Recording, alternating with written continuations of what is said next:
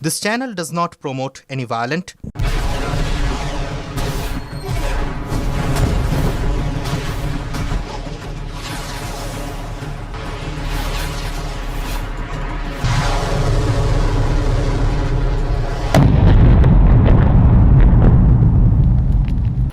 বন্ধুরা, সকল প্রকার জল্পনা কল্পনা ছাপিয়ে ইসরায়েল এবং ইরানের মধ্যেকার যুদ্ধবিরতি কার্যক্রম শুরু হয়েছে বলে দাবি করেছেন মার্কিন প্রেসিডেন্ট ডোনাল্ড ট্রাম্প।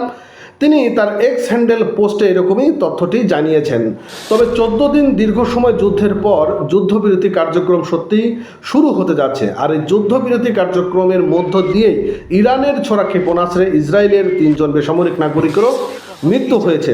ইরানের পক্ষ থেকে বলা হয়েছে যে যদি ইসরায়েল আমাদেরকে কোনো ধরনের ক্ষেপণাস্ত্র না চালায় তবে আমরা থেমে যাব, আর যদি তারা আমাদেরকে ক্ষেপণাস্ত্র চালায় তবে আমাদের থামার কোনো ধরনের প্রশ্ন আসে না।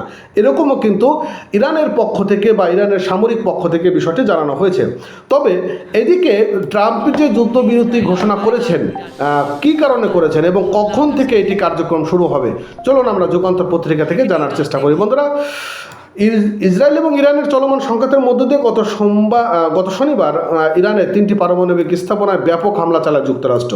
আর এতে তুমুল উত্তেজনা সৃষ্টি হয় এবং ইরানের ভিতরে ব্যাপক চাপের মুখে মধ্যপ্রাচ্যে অবস্থিত কয়েকটি মার্কিন ঘাঁটিতে হামলা চালায় ইরান। অর্থাৎ আজকে ভোরেও ইরাকের যে মার্কিন ঘাঁটি রয়েছে সেই ইরাকের মার্কিন ঘাঁটিতে ইরান কিন্তু ক্ষেপণাস্ত্র চালিয়ে দিয়েছে।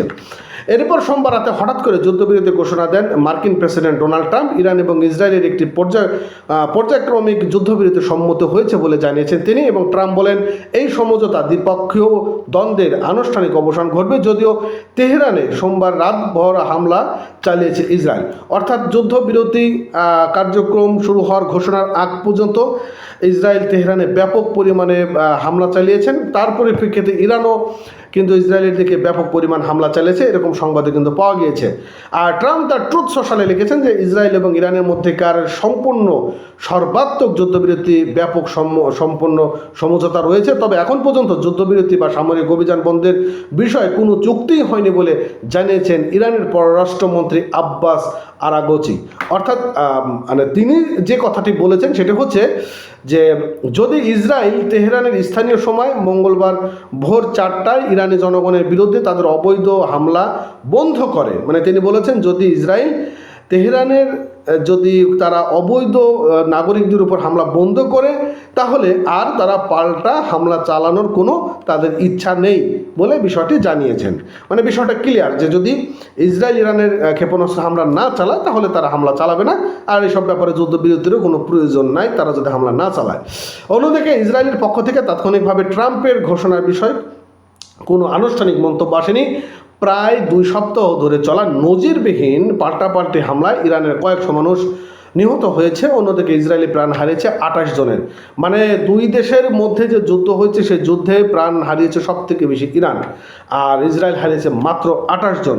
ক্ষয়ক্ষতির দিক থেকে ইরান সব থেকে বেশি, আর ক্ষয়ক্ষতির সামরিক বলতে বেসামরিক স্থাপনাগুলোতে ক্ষতিগ্রস্ত হয়েছে ইসরায়েল বেশি, কিন্তু সামরিক স্থাপনাগুলোতে বেশি ক্ষতিগ্রস্ত হয়েছে ইরান। তো সব কিছু দিক দিয়ে যদি ব্যালেন্স করা যায় তবে ইরানই সব থেকে বেশি ক্ষতিগ্রস্ত হয়েছে, কারণ মোট কথা ইরানের যে সকল ব্যক্তিরা ছিলেন তারা তো মারা গিয়েছেন। এদিকে যুদ্ধবিরতি নিয়ে ট্রাম্প জানিয়েছেন যুদ্ধবিরতি প্রক্রিয়া শুরু হবে মঙ্গলবার সকাল 10টায় এবং তা 24 ঘন্টায় ধাপে ধাপে কার্যক্রম শুরু হবে। প্রথমে ইরান একতরফাভাবে সব সামরিক অভিযান বন্ধ করবে, এর 12 ঘন্টা পর ইসরায়েল একই পথে হাঁটবে। মানে ইরান তার আগে ক্ষেপণাস্ত্র হামলা বন্ধ করবে, তারপরে ইসরায়েল তারা ক্ষেপণাস্ত্র হামলা ধাপে ধাপে বন্ধ করবে। ট্রাম্প বলেন যে 24 ঘন্টা পূর্ণ হওয়ার পর বিশ্বের সামনে 12 দিনের যুদ্ধবিরতির আনুষ্ঠানিক সমাপ্তি উদযাপন করা হবে। উভয় দেশ এই সময় শান্তিপূর্ণ এবং প্রত্যাশীল অতিক্রম করার প্রতিশ্রুতি দিয়েও তিনি এই কথাটি জানিয়েছেন। যাক, যুদ্ধবিরতি হোক, যুদ্ধ যদি বিরতি হয় তাহলে সারা বিশ্বের জন্যই ভালো। আবার আমি দেখতে পাচ্ছি যে আমাদের দেশে অনেক সোশ্যাল মিডিয়া আছে টুনিপুটি, তারা বলতেছে চালিয়ে যাও ইরান ভাইয়া, কিন্তু ইরানের যে কি ক্ষতি হচ্ছে এই বাংলাদেশের যে মিডিয়া রয়েছে সেই মিডিয়াগুলো যেভাবে পোস্ট করে, মানে ভালো থাকেন।